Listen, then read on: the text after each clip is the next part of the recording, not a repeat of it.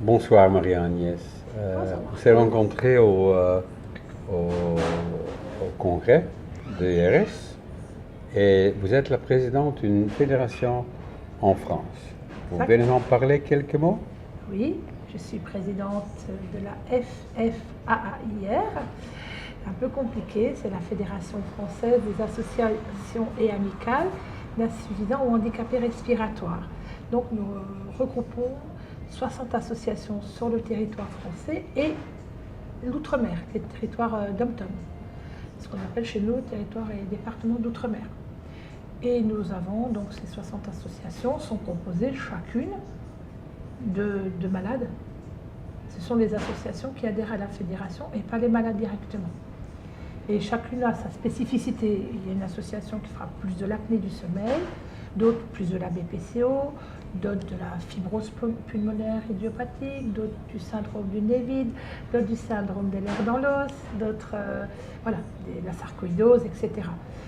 Ou d'autres qui regroupent toutes ces pathologies ensemble. C'est au bon vouloir de chacun, nous n'imposons rien. Seule chose, c'est que les malades soient des insuffisants respiratoires, appareillés ou non. Les asthmatiques ne sont pas forcément appareillés.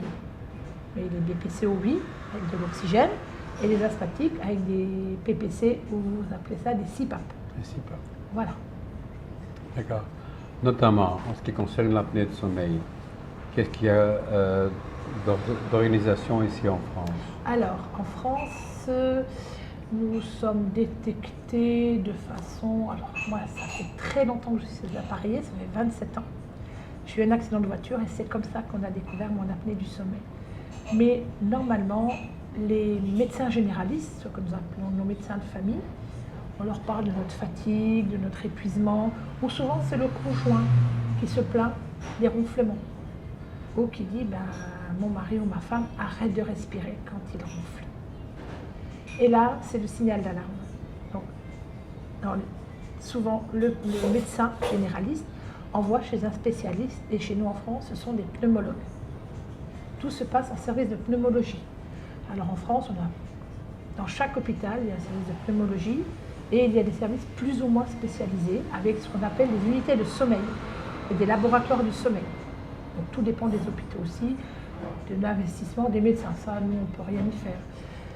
Ou alors, c'est de plus en plus fréquemment, dans le cas d'hypertension artérielle. Là, ce sont les cardiologues qui envoient dans des unités de sommeil pour que les gens se fassent dépister. Une fois que le dépistage, le diagnostic est tombé, la nuit de sommeil a été faite, ce qu'on appelle une polysomnographie. Donc la personne est appareillée par un prestataire de service à domicile. Donc il apporte un appareil, en général qui est choisi par le médecin, le malade n'a rien à dire. La pression, c'est le médecin qui l'a choisi. Et voilà, et le tour est joué. Et nous sommes pris en charge totalement en France. Est-ce que vous avez une idée de ce que les associations font, ce qui s'occupent des apnées de sommeil? Alors nous, ce qu'on fait en tant qu'association pour l'apnée du sommeil, on essaye de faire de la prévention. On organise notamment, là, le 29 septembre, on organise la journée nationale des maladies respiratoires à Halles, c'est la banlieue du Mans, là où il y a le circuit des 24 heures du Mans. Et nous organisons des conférences avec des spécialistes et tout. Nous choisissons donc plusieurs thèmes, la BPCO, l'apnée du sommeil et l'asthme. Et donc, les professeurs viennent nous parler des avancées. Alors c'est vrai qu'il y a souvent des malades appareillés qui viennent se renseigner un peu plus. Ils ont en plus de ça une exposition de matériel respiratoire, donc ils peuvent voir les nouvelles machines. Voilà. Ils peuvent prendre contact avec des prestataires qui sont présents là aussi. Et puis, on essaye, au niveau de l'observance, on a un téléphone qui est ouvert, une ligne téléphonique qui peuvent appeler la fédération. Il y a un référent au niveau de la fédération qui s'appelle le délégué de l'apnée du sommeil, qui est donc lui-même un spécialiste, et qui va répondre à toutes les questions dont le patient s'inquiète. Est-ce que je dois garder mon masque toute la nuit? Est-ce que je peux changer d'appareil? Est-ce que j'ai le droit de changer de masque, etc. Est-ce que c'est normal que j'ai des traces? Est-ce que c'est normal que je fasse des conjonctivites, etc. Donc on explique et on explique que le but principal, c'est de garder son appareil, son masque. Alors là, le masque, il y a plusieurs, hein. Il y a le masque, les narinaires, etc., etc. Alors, revenons au congrès. Vous étiez ici pendant quelques jours. Oui. Qu'est-ce que vous avez appris? Qu'est-ce que vous avez fait pendant la... Alors, j'ai Congrès. rencontré beaucoup de gens, donc vous, c'est avec beaucoup de plaisir.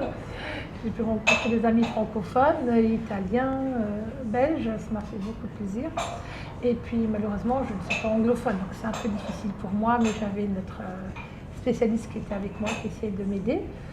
J'ai fait beaucoup de rencontres et c'est très très très bien. Et je pense qu'on a une discussion sur éventuellement comment échanger nos expériences à travers tous les pays, quoi. Ce qui se passe en France, ce qui se passe pas chez vous, ce qui se passe chez vous, ce qui se passe pas chez nous. Voilà, et c'est vrai que je me suis rendu compte que nous étions un pays avec beaucoup d'avantages. Ouais. Nous étions bien pris en charge, bien suivis.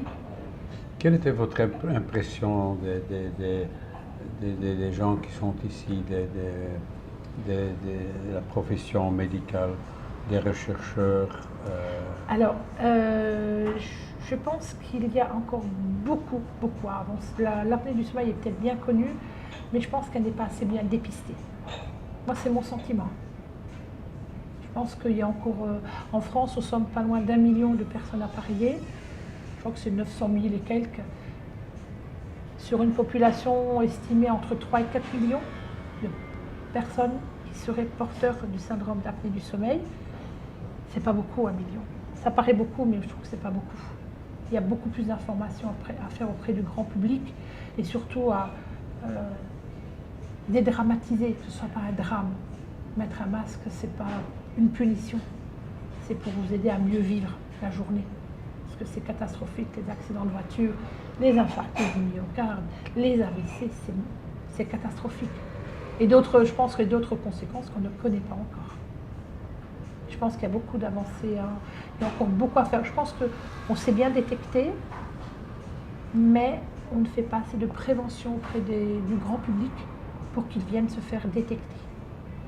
Voilà, moi c'est ce que je pense. C'est très bien.